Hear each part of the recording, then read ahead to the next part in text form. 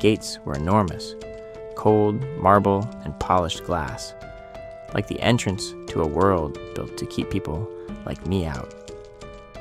I stood there, gripping a second-hand backpack, wearing a uniform 2 sizes wrong, telling myself this scholarship was my one shot at something better.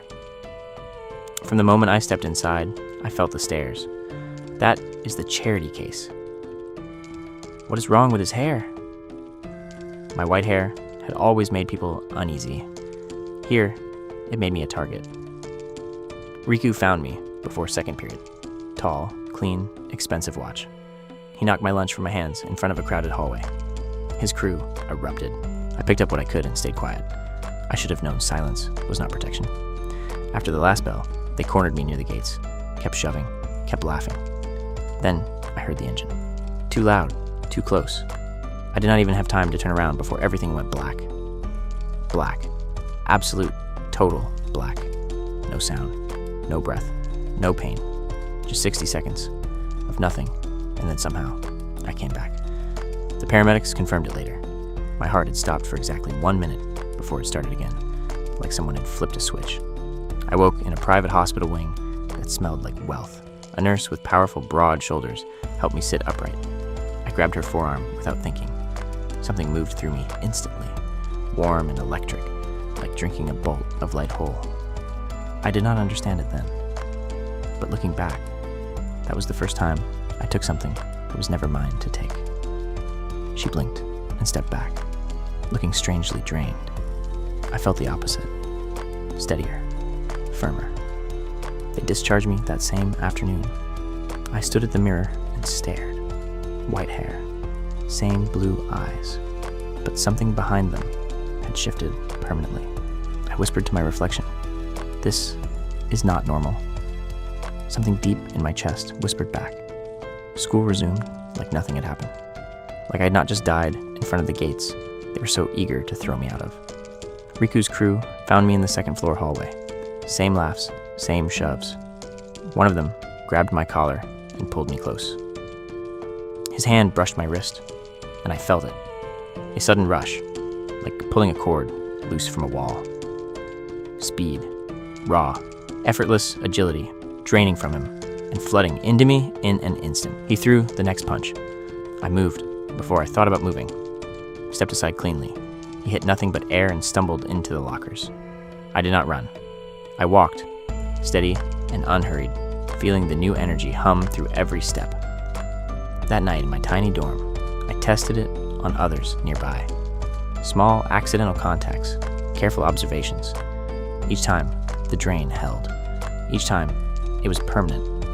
I looked at myself in the mirror, blue eyes cold and clear, white hair falling across my forehead. I did not know it then, but I had just crossed a line I could never uncross. I said quietly, "They took everything from me. Now I take back." Gym class in the Academy's state-of-the-art facility. Chrome equipment, vaulted ceilings, the kind of space designed to remind students, like me, what we could not afford to own. I moved through the room deliberately. A brush of the shoulder here, a graze of the forearm there. Each touch, quiet, casual, invisible in the noise of the class. My body changed. Muscle appeared beneath my skin, like it had always been waiting. My chest broadened. My arms filled out.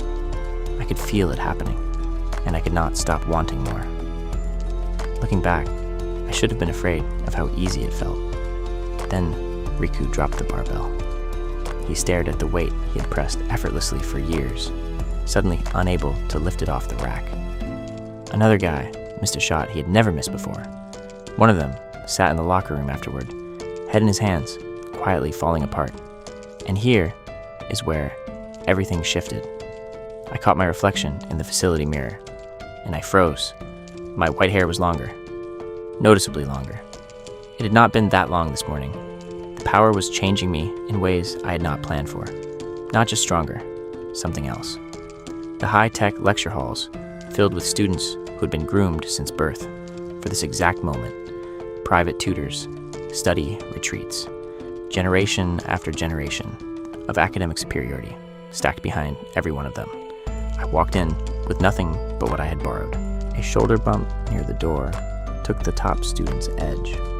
A handshake with the professor before class carried something even sharper. A focused, surgical clarity that settled behind my eyes like a second pair of lenses. I finished the exam in 30 minutes. Perfect score. The top students sat staring at their papers, answers they had rehearsed for weeks suddenly gone, replaced by a frustrating fog. By evening, the whispers had spread through the dormitories.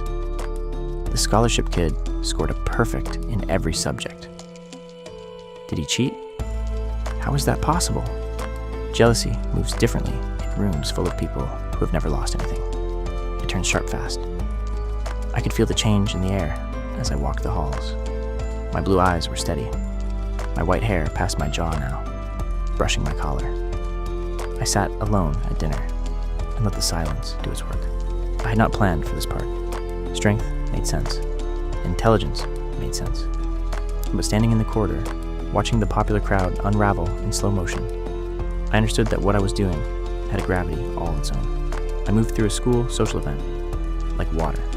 A handshake here, a casual touch on the shoulder there.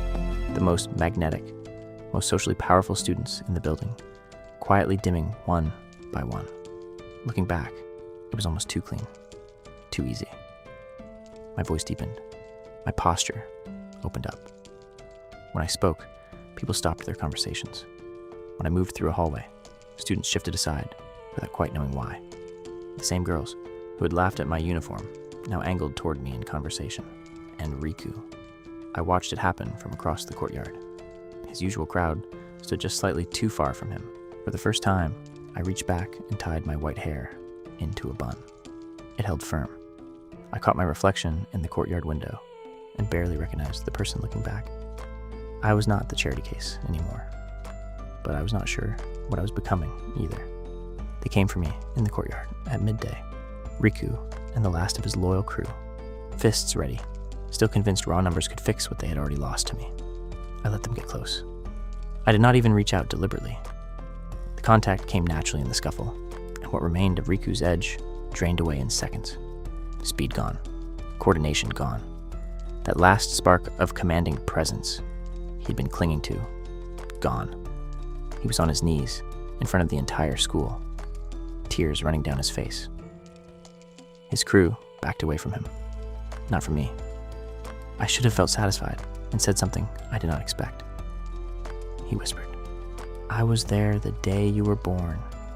Your mother called in a debt to get you that scholarship. And the person she called it in from, the one who arranged it all, who set up the accident, it was not random. Kai, you were chosen for this." The courtyard was dead silent. My hand dropped. I spent 3 days thinking about what Riku had said, turning it over, testing it from every angle, looking for the lie. I could not find one. But the school festival arrived, and whatever was coming for me, the present still had unfinished business. I moved through the event calmly.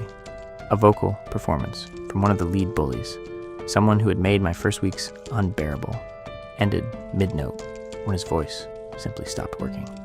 He stood at the microphone, opening and closing his mouth, while the audience shifted uncomfortably. Another lost all coordination during the showcase and went down hard in front of the cameras. Looking back, I think part of me was trying to stay focused on the revenge, so I would not have to think about what Riku had told me. The humiliation spread across the school's social feeds before the festival ended.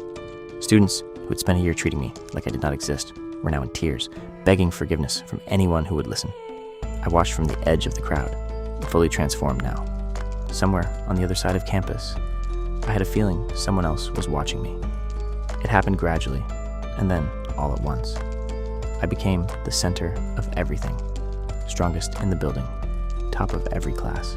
The person, every conversation, in every room, quietly oriented toward. Rich students who would not have looked at me 6 months ago now competed for a seat at my table. Riku sat alone at the edge of the cafeteria, eyes low, barely eating. The rest of the old clique scattered across different corners of the school, fractured beyond repair. I did not feel triumphant.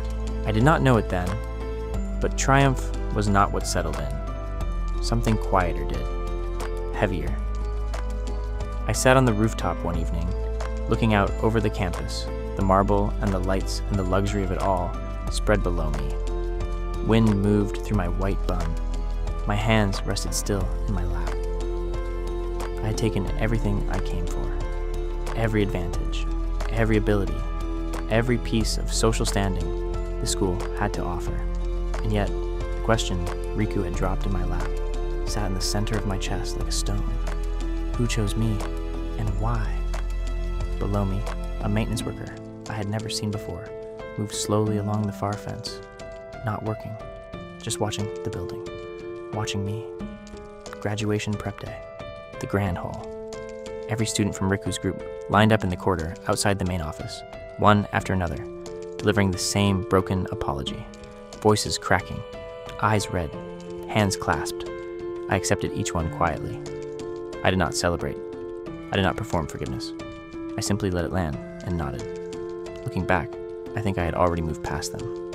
The school erupted into something close to a celebration by midday. Students chanting, the faculty watching with complicated expressions.